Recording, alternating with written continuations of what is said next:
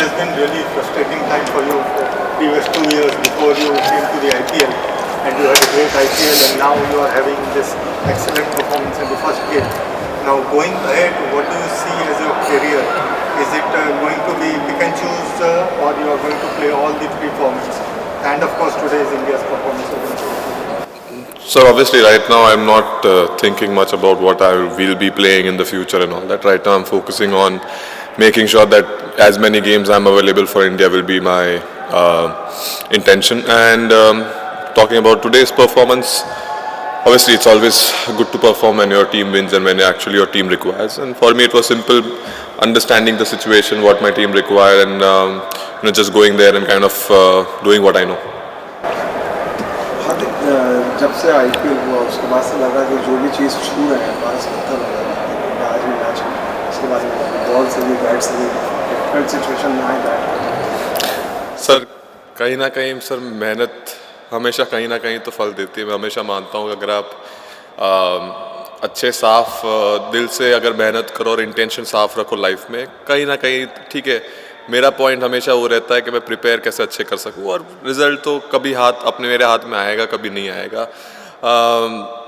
हालांकि अभी जो चीज़ भी कर रहा हूँ वो हो रहा है, और वो मुझे ज़्यादा ऊपर मेरे माइंडसेट में मेरे को ज़्यादा ऊपर नहीं ले जाती ना नीचे लेके जाती है। मैंने एक चीज़ सीखा कि कितना मैं न्यूट्रल रह सकूँ लाइफ में, और आज अच्छा दिन है कल शायद ख़राब दिन हो, लेकिन पॉइंट वो है कि लाइफ तो चलती रहती है। सो हंसते रहो और मेहनत करते रहो।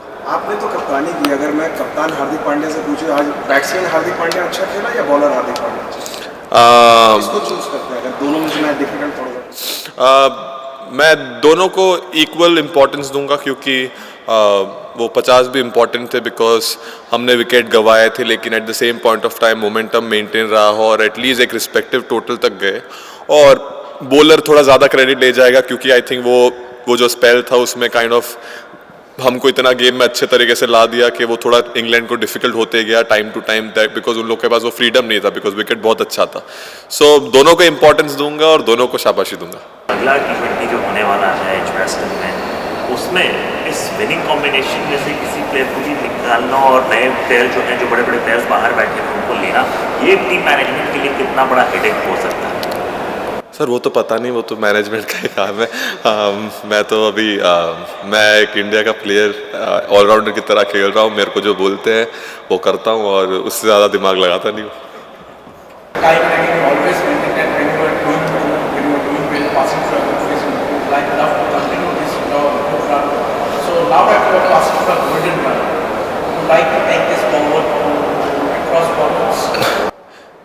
Again, sir, depending on how and what we are playing, obviously right now this is a white ball season in a way that जो बड़े World Cups आ रहे हैं, they are more focused on white ball, and I've always seen that right now मेरे लिए जितना मैं India के लिए वाइट बॉल खेल सकूँ वो ज़्यादा बेहतर है। जब टेस्ट का मौका आएगा सर बिल्कुल, लेकिन अभी ज़्यादा इम्पॉर्टेंट है कि मैं क्या खेलना है क्या नहीं खेलना है वो तो सर समय ही बताएगा। लेकिन अभी फोकस वही है कि जो मैच खेल सकूँ, जो जहाँ 100% दे सकूँ, और जहाँ अगर मैं 100% नहीं लूँगा तो सर मैं वापस बाहर चला जाऊँगा। सो मेरे लिए सिंपल है, if I can play as 100% cricketer then only I will play, if I don't then simple, no matter, I will not take someone's place.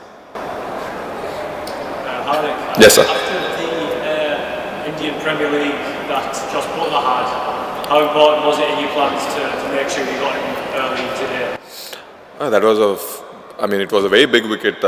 Everyone knows that what Josh can do, and he's been someone who is a match winner on any given day where he decides. And actually it took a special ball to get him as well, because the field was set for outswinger, and then there was no mid wicket, and Bhuvi doing what he does best, kind of bluffing the batsman, setting him up, and then delivering the ball which he delivered, which was fantastic.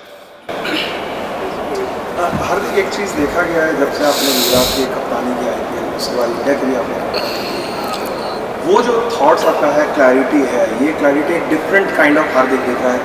Batsman और bowler के बारे में तो सब लोग जानते ही हैं, ये जो इतनी क्रिस्टल क्लैरिटी, क्या ये कप्तानी ने आपको चेंज किया है उसके बाद? सर क्लैरिटी हमेशा मेरे लाइफ में रही है सर। जहाँ जब जब मुझे लगा है कि मेरे लाइफ में अगर क्लैरिटी नहीं है तो मैं हमेशा समय लेता हूँ और उसको आइडेंटिफाई करने की कोशिश करता हूँ, रेक्टिफाई करने की कोशिश करता हूँ कि कहाँ कैसे मैं क्लैरिटी ला सकता हूँ। बिकॉज मुझे कोई चीज़ हड़बड़ी में या कोई चीज़ एट द मोमेंट लेना पसंद नहीं है। मैं हमेशा कोशिश करता हूँ कि मैं कैसे अपना या तो बैटिंग हो गया या तो बॉलिंग हो, और more than anything sir just generally life में भी क्लैरिटी बहुत इंपॉर्टेंट है मेरे लिए। मेरा सपोर्ट सिस्टम बहुत स्ट्रांग है, मेरी family is something which is very important for me. Because वो जो तरीके से मुझे सपोर्ट करते हो, जो तरीके से गार्ड करते हैं कि मैं अगर एक फेज़ में भी हूँ जहाँ मेरे से मैं कुछ गलत डिसीजन ले सकता हूँ, या अगर मैं कोई डिसीजन ले रहा हूँ, तो हमारे घर पे ऑनेस्टी बहुत इंपॉर्टेंट है। सो उसकी वजह से ऑल्सो क्लैरिटी आता है। बिकॉज अगर जब मैं थोड़ा कन्फ्यूज़ हो तो कृणाल है, my sister in law Panku है, my brother and my wife is there. So ये सब इतने स्ट्रॉन्ग हम लोग का बॉन्ड है कि उसकी वजह से अगर मैं थोड़ा भी इधर उधर हूँ, they kind of get me back on track. एक आखिरी सवाल ये पूछना चाहता था कि अभी जो 5 प्लेयर्स हैं जो रेगुलर हैं इंडिया के, जो अभी बर्मिंघम में जो सेकेंड T20 के लिए अवेलेबल है, उसके बावजूद ये टीम इतना डोमिनेट खेलती और हराती है, तो अपोजिशन में क्या मैसेज चाहता है कि इंडिया की टीम कितनी स्ट्रांग है कम से कम T20 में? और आज का जो अप्रोच रहा है ये बिल्कुल अलग अप्रोच रहा पिछले 1-1.5 साल में रहा, जिस तरह से पूरी टीम एक अटैकिंग मोड में थी। जो शिकायत रहती कि T20 में इंडिया थोड़ी सी कन्वेंशनल खेलती है, आज लग रहा है कि एक अलग ही माइंडसेट से है। सर वो सामने वाली टीम को तो मुझे नहीं पता, लेकिन एज हम लोग की खुद की टीम को डेफिनेटली बोलूँगा इट्स अ वेरी, हम लोग के लिए बहुत कॉन्फिडेंट बूस्ट है। बिकॉज ऑब्वियसली जो हमारे जो 5 regular players are not there and then obviously they will join.